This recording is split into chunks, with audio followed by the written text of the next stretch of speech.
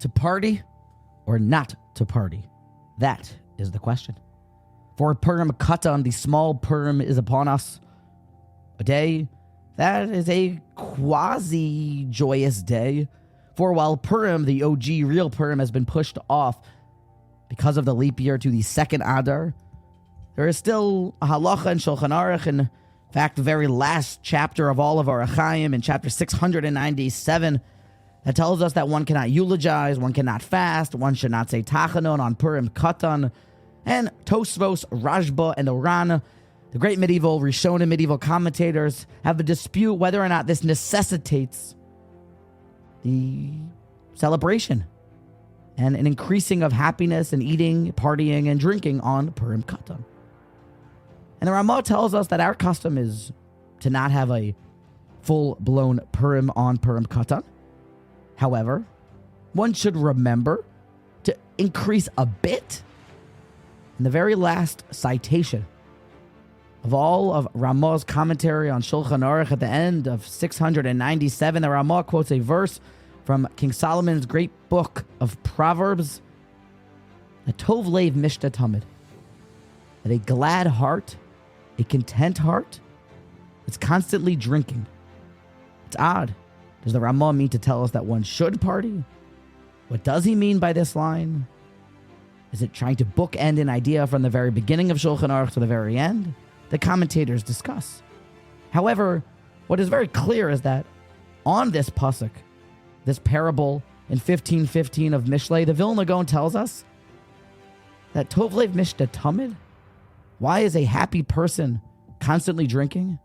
For, well, just look at a Mishta guy, a drinking guy, a drunkard.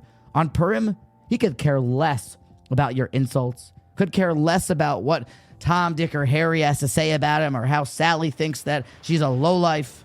He's a lowlife. None of it matters. Could care less about what anyone else thinks.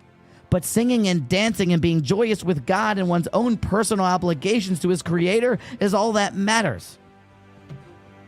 And you break free from the chains and shackles of what other people think. In the same vein is a Tov Lev, a happy person, someone who chose happiness, someone who chose to focus on the good parts of life.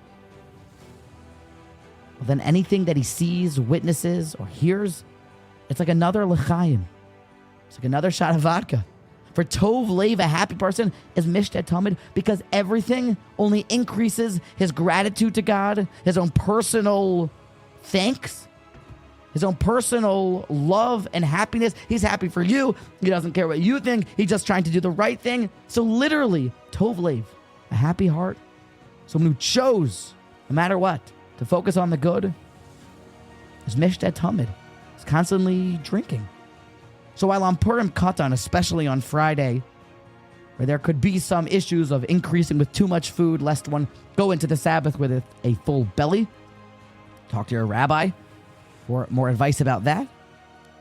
And while on Purim Katan, it's not clear if one should really go for a full-blown Purim during Adar Rishon, but all commentators, all poskim agree that increasing in your happiness, in your gladdened heart, and not caring what anyone else thinks about you, and just doing what you believe that the Almighty wants from you, becoming a content and joyous, happy person, well, that everyone agrees to.